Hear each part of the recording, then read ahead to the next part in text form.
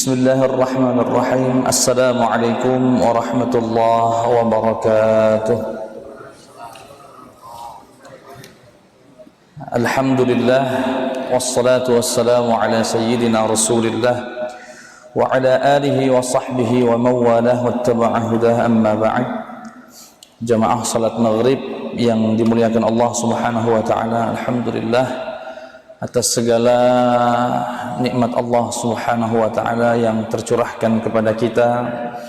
Semoga kita pandai bersyukur atas segala nikmat Allah Subhanahu wa taala. Salawat beriring salam tercurahkan kepada Nabi kita baginda Muhammad sallallahu alaihi wasallam.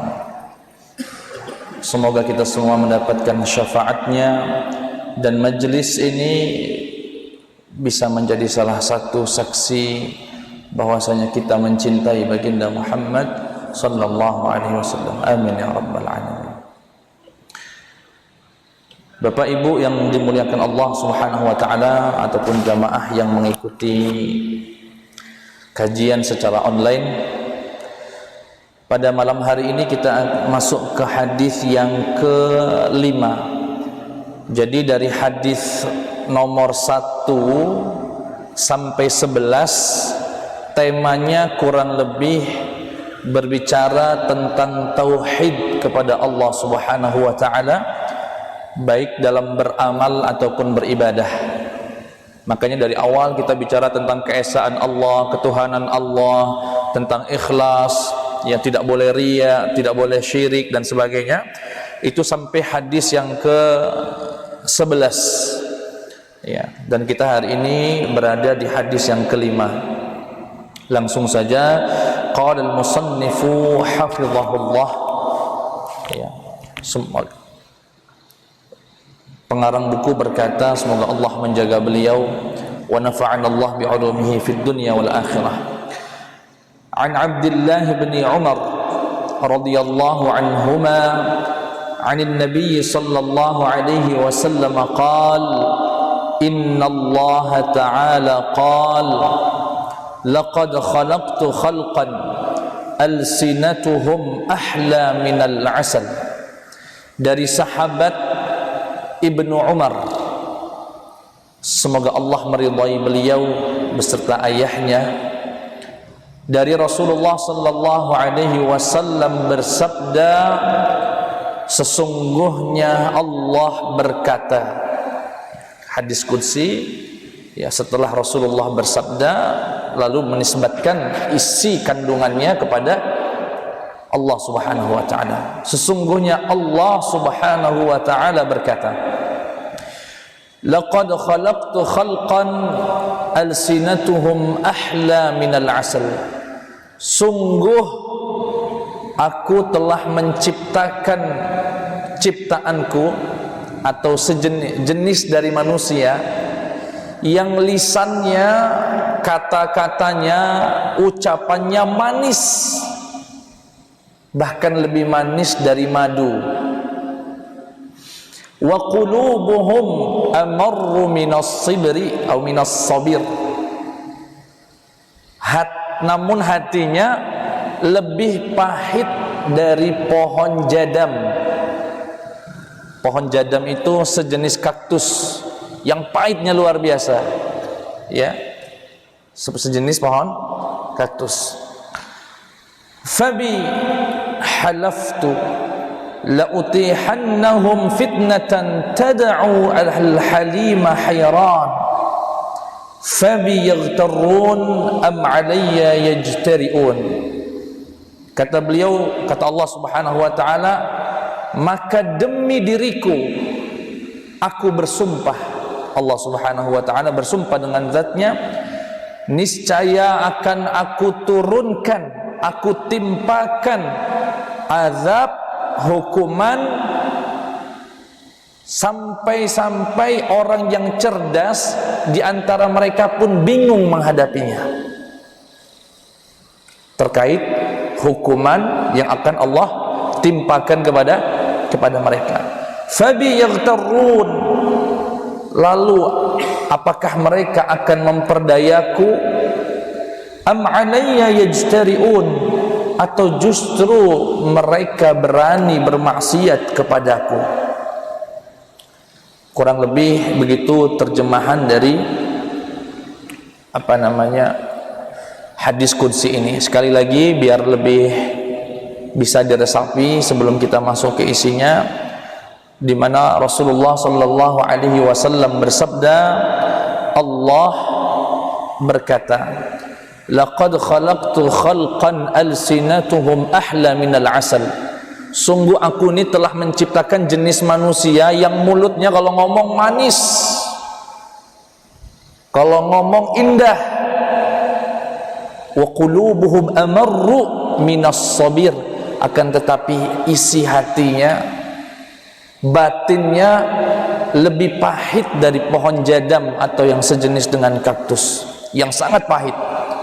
Fabi, maka aku bersumpah dengan diriku sendiri, halaftu la utihannahum fitnatan tad'ul halima hayran, aku akan hukum mereka, aku timpakan sebuah hukuman, sebuah azab kepada mereka, yang azab itu sampai-sampai membuat orang yang cerdas di antara mereka pun bingung bagaimana menghadapinya. Fabi yaghtarrun, apakah kemudian mereka ingin memperdayaku, ataukah mereka akan melecehkanku, meremehkanku? Begitu kurang lebih hadis yang kelima ini. Apa makna dari hadis yang kelima ini? Dikatakan, yadhummullahu ta'ala ta'ifatan minan nasi liittisafihim bi sifatin nifaqi wal makr, wa hiya sifatun la tattafiqu ma'a sifatil muslimin as-sadiqin. Wa qad qala sallallahu alaihi wasallam, al-makru wal khida'u fin nar. Hadis ini secara umum memberikan informasi kepada kita bahwasanya Allah mencela, tidak suka dengan sekelompok dari manusia yang memiliki sifat nifaq, munafik. Apa itu munafik? Menampakkan keindahan, membatinkan keburukan. Terlihat indah di luar, terlihat manis di luar, namun hatinya rusak, busuk. Allah tidak suka itu, karena itu bukan sifat orang-orang muslim yang sejati. Muslim yang sejati itu batin dan lahiriahnya sama, atau bahkan batinnya lebih bagus daripada lahiriahnya. Itu orang muslim. Dan Rasulullah sallallahu alaihi wasallam bersabda, al-makru wal khida'u finnar, orang yang melakukan tipu daya kepada manusia kemudian melakukan penipuan, makar, tempatnya adalah di neraka. Wa sawa'un kana makruhum bin nas li idrarihim aw kana makruhum bihim min babi tadahirihim bid-din liyakulu bihi dunya. Kemunafikan ini salah satu tujuannya membohongi orang, menipu orang, memperdaya orang. Baik niatnya saat bohongin orang, nipu orang itu untuk membahayakan dia, atau untuk mendapatkan maslahat untuk dirinya sendiri. Di sini dikatakan, atau dia menipu dengan berlagak menjadi ustadz, dengan berlagak menjadi orang soleh, dengan berlagak menjadi orang baik, tapi sejatinya dia ingin mencari kehidupan dari agamanya, ingin menjual agamanya demi kepentingan dunianya. Itu masuk dalam kategori orang yang diancam oleh Allah Subhanahu wa taala. Di dalam hadis lain, beliau di sini mengutipkan hadis dari Imam Tirmidzi, yakhruju fi akhiriz zaman, akan muncul nanti di akhir zaman. Dulu bagi Rasulullah akhir zaman itu kita hari ini. Rijalun yakhtiluna ad-dunya bid-din, orang yang mencampur aduk dunia dengan agamanya. Yalbisuna lin-nasi juludad dha'ni minal lin, berpakaian dari kulit kambing yang terlihat badannya itu indah, gagah, rapi, bersih dan sebagainya. Alsinatuhum ahla minas sukar. Lisannya, kata-katanya lebih manis daripada gula. Hadis ini kata beliau, ya, fa afadat hadhihi riwayah anna al-hadits waridun fi dhammi man yashtari ad-dunya bid-din min ulama'is su' fi akhir zaman hafizallahu min dzalik. Kata beliau, hadis ini menunjukkan di mana Allah mencela orang yang menjual belikan agama demi kepentingan dunianya. Ya, mohon maaf sekali. Mulai dari yang terkecil sampai yang terbesar. Yang terkecil, walaupun tidak terlalu terkecil tapi relatif kecil, saya sudah mendapati di kampung ini beberapa kali semacam orang jual obat atau jual minyak, orang pada nonton begitu ya, rame-rame, dia ngomong Bismillah, Alhamdulillah, Subhanallah, Masya Allah, tapi dukun aslinya. Ada. Ini bu, bapak, minyak ini kalau sudah dioles di sini, Bismillah, dengan izin Allah akan sembuh. Habis itu ada ritual-ritual tertentu yang harus dilakukan. Nunjukkan kerisnya, nunjukkan kemampuannya di macam-macam lah. Ada di sini, sudah 2 kali saya hadiri. Saya pengen tahu apa yang dia ngomong. Tapi banyak yang nonton, banyak yang beli. Manis mulutnya, pakai Masya Allah, Subhanallah, Bismillah, ya. Ini semua izin Allah, ya. Tapi hakikatnya adalah dukun. Banyak datang dia ngelihat dagangan kita sepi. Aduh ibu dagangannya sepi ya. Padahal dia tahu memang sepi, dari tadi dipantau sama dia, memang nggak ada yang datang. Ini bu, ada masalah ini bu. Kalau ibu izinkan saya minta bantuan dengan saya izinkan. Wah, orang yang hatinya lagi lemas begitu, lagi lemah imannya, lagi ekonominya turun, udah, ini pintu masuk. Kalau ibu memang mau, nanti ketemu saya di sini bu. Kata-katanya manis, insya Allah dengan izin Allah akan dilariskan dagangan ibu, macam-macam. Sampai sana suruh bawa macam-macam lah, 7 kembang bunga, macam, kemudian ya darah ayam yang berkulitkan hitam, bulunya hitam semua, macam-macam. Itu dari yang paling kecil, mulutnya manis, tapi hatinya sebetulnya ingin menipu dengan kata-kata Allah, dengan kata-kata Bismillah orang tersebut. Ini paling kecil. Yang cukup besar ya di kontestasi politik, seakan membela agama. Ada sebagian dari kita ini, mohon maaf dengan segala hormat, ya, di Indonesia ini kalau sudah mau datang pemilihan umum, udah berlaga ustadz semua, pengajian datang, memberi sambutan, membela agama, akan peduli dengan masjid, akan peduli dengan ini. Tapi tujuan aslinya adalah ingin dipilih, ingin merayu hati umat Islam. Ini termasuk akan muncul di akhir zaman orang-orang yang memperjualkan agamanya. Bagi dia itu agama nggak penting, yang penting tujuan dunianya dia dapat. Dia dapat. Kemudian beliau di sini memberikan beberapa ayat yang menggambarkan orang-orang munafik itu, naudzubillah. Ya, di dalam surat, bahkan ada surat namanya surat Al-Munafiqin, ya, atau Al-Munafiqun. Allah Subhanahu wa taala berfirman, a'udzubillahi minasyaitonir rajim, wa idza ra'aitahum tu'jibuka ajsamuhum wa in yaqulu tasma' liqaulihim, sampai seterusnya, khusyubun musannadah. Kata beliau, orang-orang munafik itu, na'udzubillah, terlihat jasadnya, kalau kalian melihat penampilannya, tubuh mereka itu membuat kita terperangah. Indah sekali, lahirianya indah sekali. Wa iyaqulu, kalau mereka ngomong, tasma' liqaulihim, membuat kita pengen dengar ucapannya, tapi hatinya adalah buruk, busuk, ingin menipu, ya, bahkan ingin bermaksiat kepada Allah Subhanahu wa taala.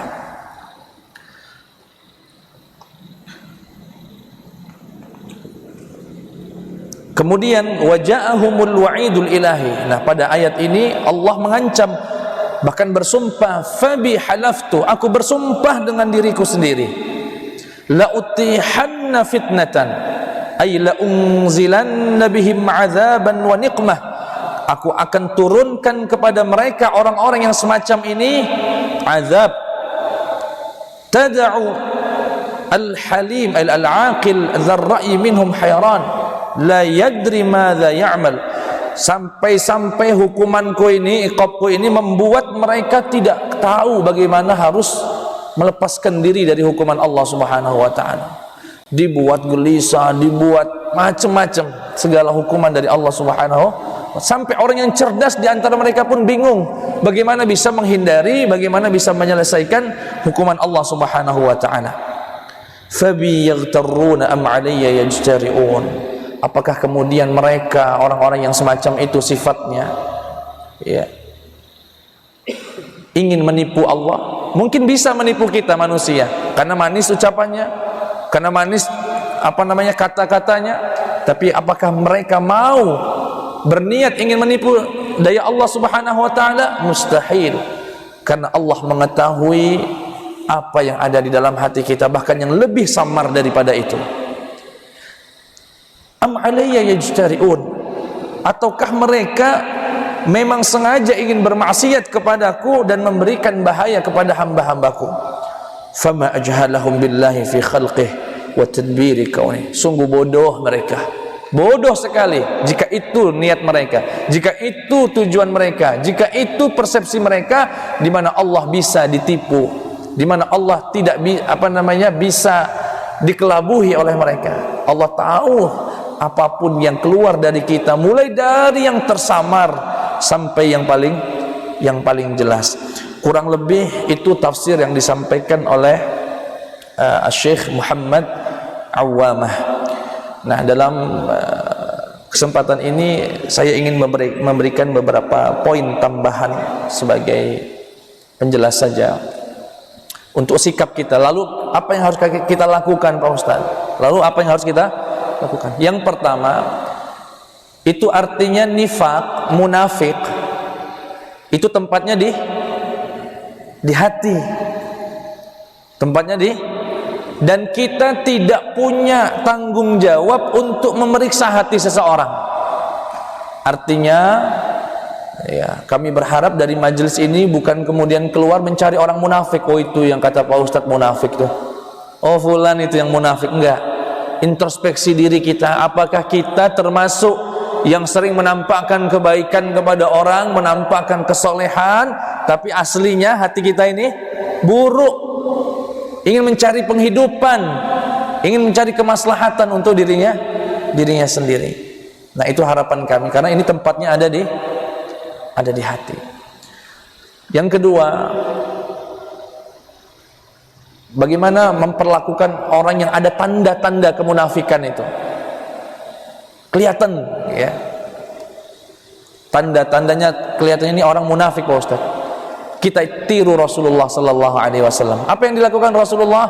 Rasulullah sallallahu alaihi wasallam memperlakukan orang-orang munafik itu sebagaimana orang muslim. Artinya kalau dia meninggal, ya kita kuburkan sebagaimana orang muslim.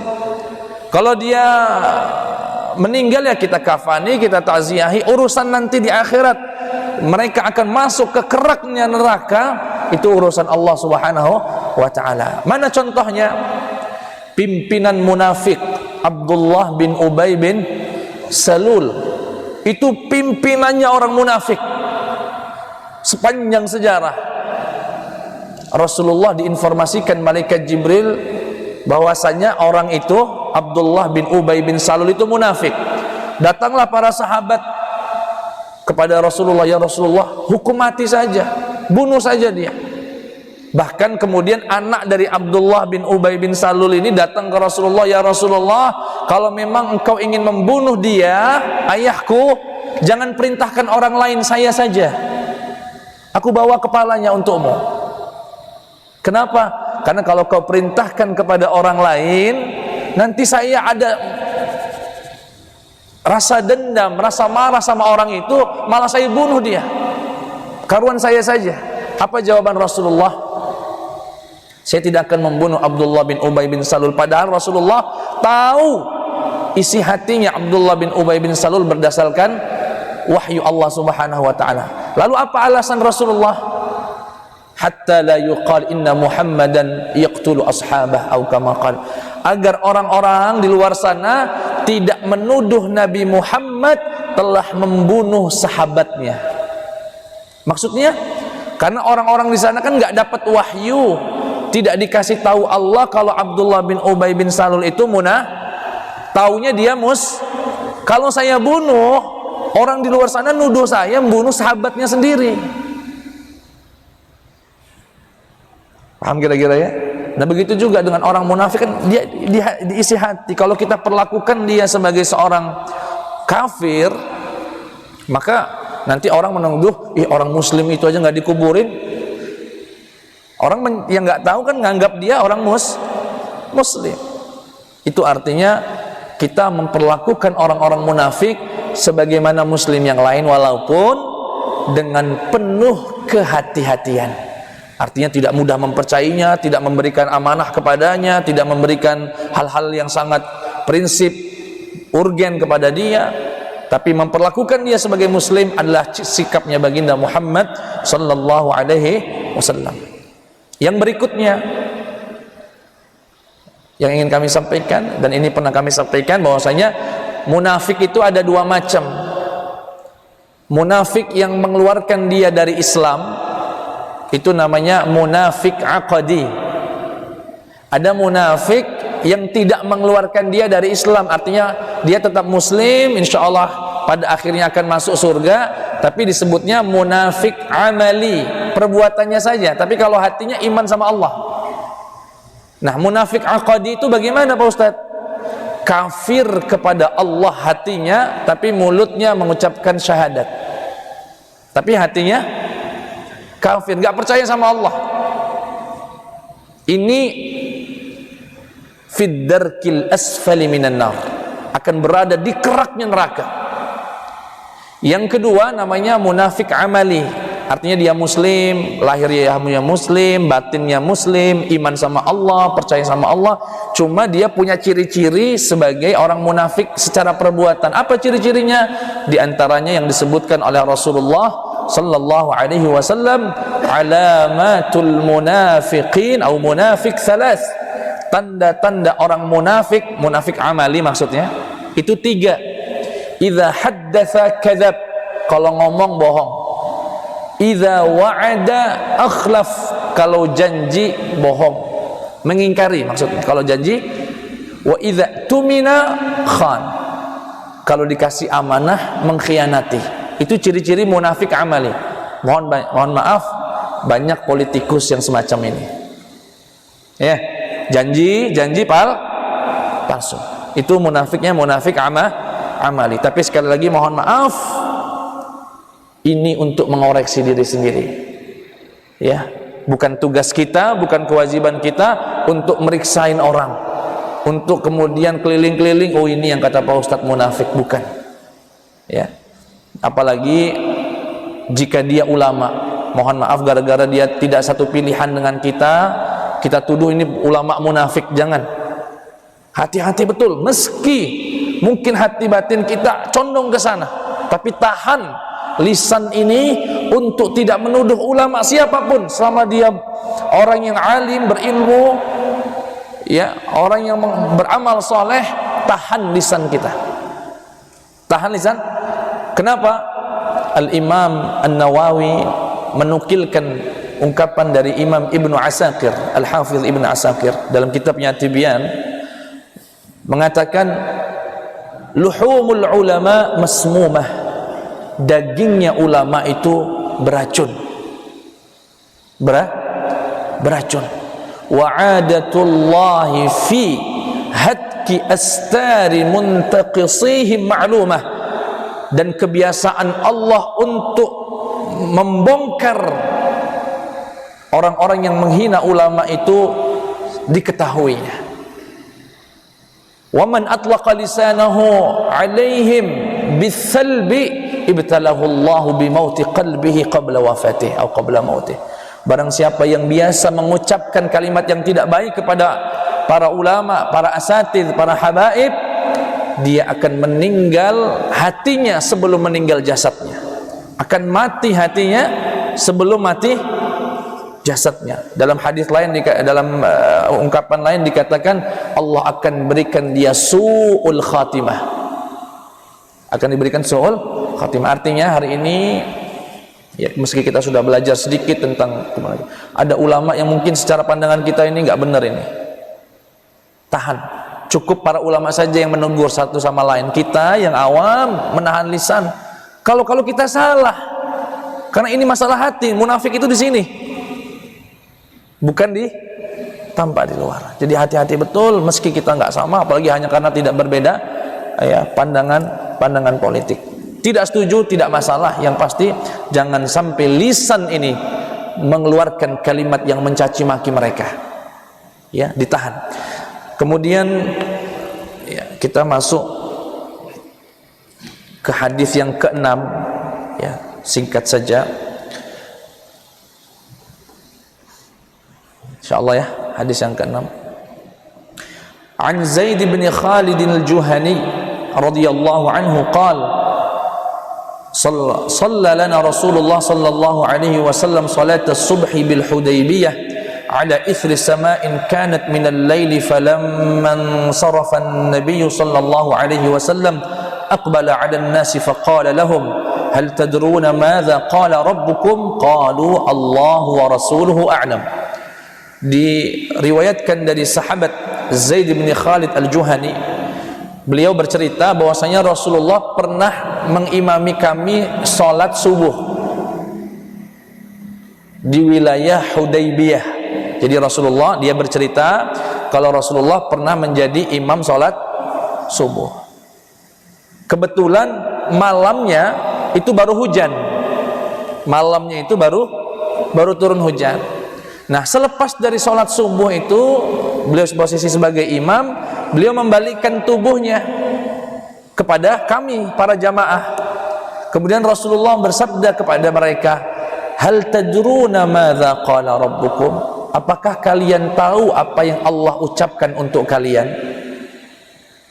Qalu, mereka menjawab, Allah dan Rasulnya lebih tahu. Kemudian Rasulullah berkata, qal Rasulullah bersabda, Allah berkata. Ini belum kami jelaskan di awal. Jadi hadis qudsi itu ada yang ucapan Allahnya berada di awal hadis. Jadi begitu dari sahabat, dari Rasulullah bersabda, Allah berkata langsung. Ini namanya hadis qudsi musaddar istilahnya, yaitu hadis qudsi yang firman Allahnya ada di awal. Tapi ada hadis qudsi yang datangnya di tengah-tengah. Jadi dari sahabat, dari Rasulullah cerita dulu sabdanya Rasul, Allah berkata. Artinya sabda firmannya Allah, kata-kata Allah berada di tengah. Ini namanya hadis qudsi mutakhallil. Itu hadis qudsinya berada di tengah-tengah seperti ini. Ini baru pertama kali kita dapati dari awal ya. Apa itu tadi dikatakan Rasulullah berkata, apakah kalian tahu apa yang Allah ucapkan kepada kalian? Mereka menjawab, Allah dan Rasulnya lebih tahu. Ketahuilah Allah berkata. Baru dikatakan Allah berkata. Nah, apa yang dikatakan Allah subhanahu wa ta'ala? Asbaha min ibadi mu'minun bi wa kafirun bi. Pagi hari ini ada di antara hambaku yang menjadi mukmin kepadaku atau mukmin kepadaku, ada juga dari hambaku pagi ini kafir. Fa amma man qala, jadi kata Rasulullah, Allah itu berpesan kepada Rasulullah untuk menyampaikan kepada umatnya, hari ini, pagi ini, di antara hamba-hambanya ada yang mukmin, ada yang kafir kepadaku. Loh, para sahabat bertanya-tanya ini dalam hati mereka. Kemudian Rasulullah berjawab, fa amma man qal, barang siapa yang berkata, muntirna bi fadlillahi wa rahmatih, fadzalika mu'minun bi wa kafirun bil kaukab. Barang siapa yang pagi hari ini berkata, oh tadi malam turun hujan karena rahmat Allah, karena karunia Allah, dialah orang yang beriman kepadaku, kepada Allah, dan mengkufur kepada bintang. Tapi barang siapa yang berkata, oh tadi malam hujan karena bintang itu turun dan bintang itu naik, bintang ini dan itu, sungguh dia telah kafir kepadaku dan mukmin atau menjadi mukmin kepada bintang. Dalam bahasa Arabnya, wa amma man qala mutirna bi nau'i kadza wa kadza fadzalika kafirun bi mu'minun bil kaukab. Saya akan jelaskan singkat saja. Jadi begini Pak, ini singkatnya ya, pesan yang ingin disampaikan. Allah itu melalui hadis ini pengen sekali umat Islam itu selalu menisbatkan kebaikan itu kepada Allah, nggak mau kepada yang lain. Ibu, bapak berobat sembuh, jangan katakan alhamdulillah obat ini menyembuhkan saya, jangan. Katakan Allah menyembuhkan saya. Dapat hari ini rezeki, aduh alhamdulillah berkat dagangan saya ini. Katakanlah lebih dulu ucapan alhamdulillah Allah memberiku rezeki. Jangan katakan bagaimana kamu nggak sukses nak, bapak ini yang mendidik kamu, bapak ini, bapak saya, beliau ingin mengajarkan segala kebaikan, kenikmatan yang kita dapat segera nisbatkan ke Allah Subhanahu wa ta'ala. Nisbatkan kepada, ini ingin mengajarkan tauhid yang sungguh-sungguh ya kepada Allah Subhanahu wa ta'ala. Tapi kalau keburukan, meski hitungnya datangnya dari Allah sejatinya, jangan dinisbatkan kepada Allah.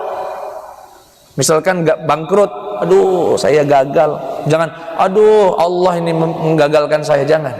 Walaupun hakikatnya yang menentukan itu semua adalah Allah Subhanahu wa ta'ala. Ini belajar dari firman Allah dalam surat Al-Imran, qulillahumma malikal mulki tu'til mulka man tasha, dan seterusnya, biyadikal khair, di tangan Allah kebaikan. Di sini enggak disebutkan biyadikal khairi wasyarr atau khairu wasyarr, di tangan Allah kebaikan dan Kenapa enggak disebut keburukan pada ayat ini, padahal keburukan juga di tangan Allah? Ini termasuk beradab kepada Allah. Kalau yang baik-baik, yang nikmat-nikmat, yang indah-indah, nisbatkanlah kepada Allah. Kalau yang buruk, nisbatkan kepada diri kita masing-masing. Kita yang salah, kita yang keliru, kita yang tidak maksimal.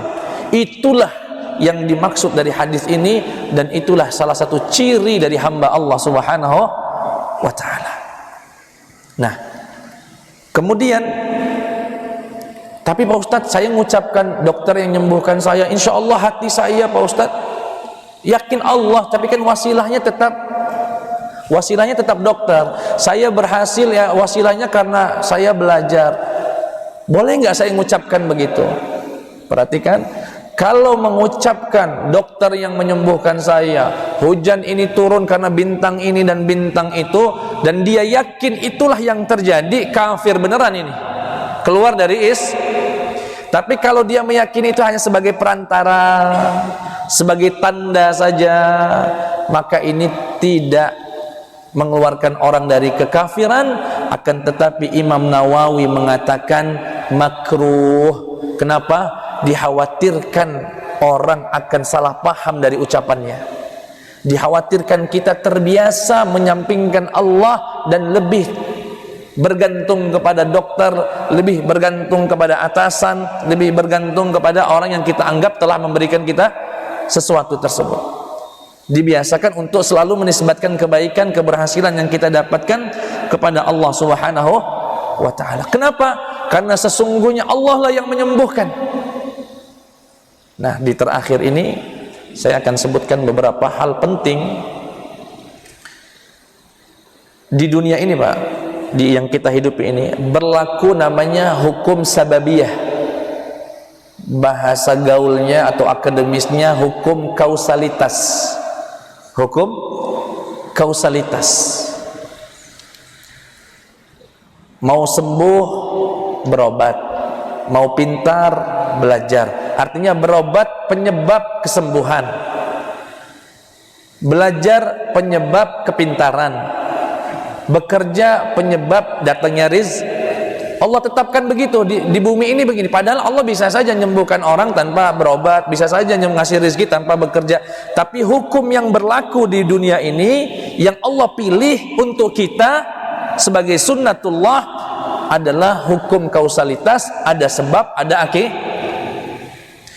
Tapi dengan seiringnya waktu, ada di antara kita ini terpedaya sampai-sampai menyangka sebab itulah yang menciptakan akibat. Sampai-sampai hati ini karena biasa tiap berobat sama dokter ini sembuh, tiap belajar pinter, tiap bekerja dapat duit, sampai tertanam dalam perspektifnya, dalam alam bawah sadarnya, ya alam bawah sadarnya, dia menyatakan, oh gara-gara si fulan saya dapat rezeki, oh gara-gara saya belajar saya pintar. Akhirnya dia menyangka sebab itulah yang menciptakan akibatnya, padahal sebab itu hanyalah wasilah. Yang menciptakan dan yang menentukan adalah Allah Subhanahu wa ta'ala. Maka dari itu hukum kausalitas tadi kadang-kadang Allah tidak berlakukan. Sekali lagi Pak, yang berlaku umum adalah hukum kausa. Belajar pintar, bekerja dapat rezeki, apa tadi, berobat sembuh. Tapi sesekali saja, tidak seringkali Allah menyembuhkan orang tanpa obat. Allah membuat pintar seseorang tanpa belajar. Allah membuat orang dapat rezeki tanpa bekerja. Kenapa? Sesekali, agar Allah hanya ingin menegur kita bahwasanya yang sejatinya memberikan sesuatu itu Allah, bukan sebab. Buktinya tanpa sebab akibatnya ada. Tanpa sebab akibatnya ada. Dan itu yang dijadikan oleh para ulama contoh Nabi Ibrahim alaihissalam. Ketika mau dibakar, kayu bakar dikumpulkan sebesar-besarnya, belum pernah dikumpulkan sepertinya sebelumnya. Padahal hukum kausalitasnya, hukum sebab akibatnya, orang itu kalau dibakar ya terbakar. Namanya dibakar ya tiap kertas dikasih korek ya terbakar, ada kayu ditempel ke kita ya terbakar. Itu hukum kausalitasnya. Penyebabnya api, akibatnya terbakar. Tapi Allah ingin menunjukkan Ibrahim dibakar dengan segala persiapan yang luar biasa. Apa kata Allah? Kuni bardan wa salaman ala Ibrahim. Wahai api, jadilah yang dingin dan menyelamatkan kepada Ibrahim. Itu artinya yang membakar bukan api, yang menyembuhkan bukan obat, yang memberi rezeki bukan bos kita, bukan kerjaan kita. Yang menyembuhkan, yang membakar, yang memberikan rezeki, Dia adalah Allah Subhanahu wa ta'ala. Itu kurang lebih yang dapat kami sampaikan dari pesan yang kedua. Sekali lagi yang terakhir ini, biasakan kalau ibu berhasil, bapak berhasil, dapat rezeki, dapat nikmat, langsung biasakan lisan ini untuk mengatakan karena Allah. Pak Ustadz, kok Pak Ustadz bisa? Karena Allah. Kok bapak punya anak cerdas-cerdas? Karena Allah. Bapak bisa punya rumah besar? Karena Allah, karena rahmat. Biasakan itu diucapkan dalam, termasuk saat mendidik anak Pak. Ketika kita ngasih mainan, ngasih hadiah, ngasih sesuatu kepada anak, pasti anak ngomong, makasih ya Pak udah ngasih aku hadiah, bukan Papa yang ngasih, Allah yang ngasih.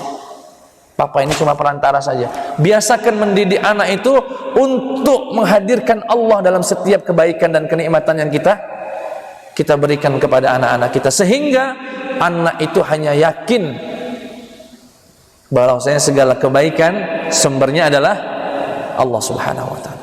Itu saja, jika ada yang ingin ditanyakan dipersilakan. Berapa? Ya silakanlah. Singkat saja, kelihatannya tinggal waktunya singkat. Langsung saja nggak apa-apa, nggak pakai.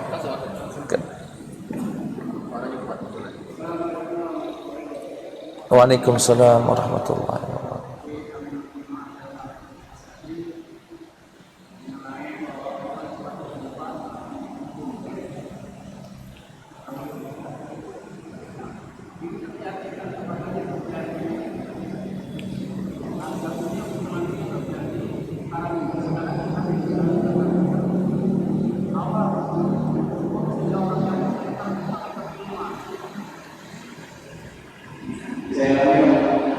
Jadi tadi menyampaikan bahwa manusia itu manis di bibir, pahit di hati. Kurang lebih dan Allah akan menghukum sehingga orang yang akan menjadi kebingungan. Sekarang ini bagaimana terjadi? Bahkan termasuk ini ada hukuman COVID-19 ini. COVID-19 di dunia. Orang pintar di dunia itu bingung banget. Nah ini adalah maksudnya azab hukuman yang Allah jelaskan. Waalaikumsalam warahmatullahi wabarakatuh. Terkait COVID-19 ini, corona ini, apakah hukuman dari Allah Subhanahu wa taala atau semacam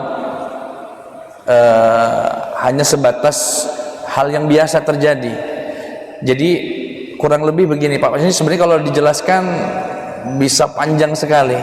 Jadi bencana, musibah yang terjadi di dunia ini dua kemungkinannya. Bisa jadi karena ketetapan Allah yang memberlakukan hidup ini ada senang dan susah. Jadi mau ada orang maksiat, nggak maksiat, pasti kalau nggak senang hidupnya, ya susah. Yang kedua, bisa jadi musibah yang datang, hukuman yang datang itu karena ada kesalahan dari kita sehingga Allah ingin menegur. Dua kemungkinan itu selalu hadir di depan kita. Apakah itu hanya karena memang ketetapan Allah begitu saja, ataukah karena ada yang melatar belakangi, yaitu kesalahan dan kekeliruan kita.